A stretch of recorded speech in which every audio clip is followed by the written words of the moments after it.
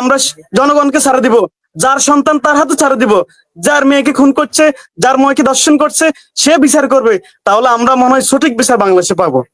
মনির ভাই, আমার আজকের জন্য একটা বিষয় লাগে, আমাদের সম্মানিত স্বরাষ্ট্রমন্ত্রী উনি আজকে যখন রামিসার বিষয় নিয়ে কথা শুনে হাসি হাসি কথা বলতেছেন, এবং উনি বলতেছেন যে মধ্যযুগ নয়, এটা আধুনিক যুগ।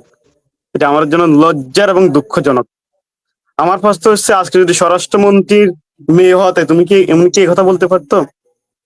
বাংলাদেশের একটাই সমস্যা, সেটা হচ্ছে যখন কোন একটা ঘটনা ঘটে আরেকটা ইস্যু তাকে ধামাচাপা করবে। আমরা মনির ভাই নিশ্চয় মনে আছে, আমরা আসিয়াকে নিয়ে অনেক আন্দোলন সংগ্রাম করেছি, অনেক কথা বলেছি। যদি আসিয়ার যে হত্যার রায়টা, যদি আসিয়ার যে দর্শনের রায়টা যদি মানে অফেনলি হইতো, তার ফাঁসি হতো, তাহলে এরকম একটা ঘটনা ঘটতো না। বাংলাদেশে প্রতিনিয়ত দর্শন হচ্ছে, এটা আমরা জানি, প্রতিনিয়ত হচ্ছে। হয়তো দুই চার একটা চ্যানেলে আসছে, মিডিয়াতে আসছে, আর গুলো আসতেছে না। যদি দুই চার পাঁচটা দর্শককে অফেনে ফাঁসি দেওয়া হতো, বা অফেনে জনসম্মুখে পাথর নিক্ষেপ করে তাকে মারা হতো, তাহলে নতুন করে কোনো দর্শক বাংলাদেশে তৈরি হতো না।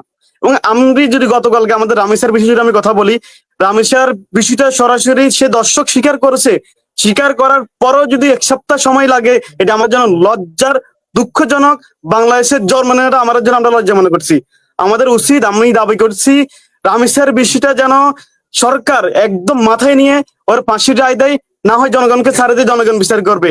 আমি আজকে আরেকটি ঘটনা, যদি চট্টগ্রামে 4 বছর একটা শিশুকে দর্শন করেছে, যদি রামেশার বিষয়টা কালকেই দর্শনের ইয়েটা দিয়ে দিত, আজকে নতুন করে একটা ঘটনা ঘটতো না।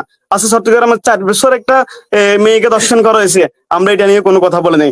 আমার উচিত, আমার দাবি হচ্ছে যে আমরা যদি দর্শক নিয়ে, দর্শনের যারা দর্শন করে তাদেরকে যদি অফেনলি আমরা এটা জনগণ হাতে ছাড় দিই, সরকার, আইন প্রশাসন তারা বিচার করার প্রয়োজন নাই। এটা আমরা জনগণকে ছাড়ে দিব, যার সন্তান তার হাতে ছাড়ে দিব, যার মেয়েকে খুন করছে, যার মেয়েকে ধর্ষণ করছে সে বিচার করবে।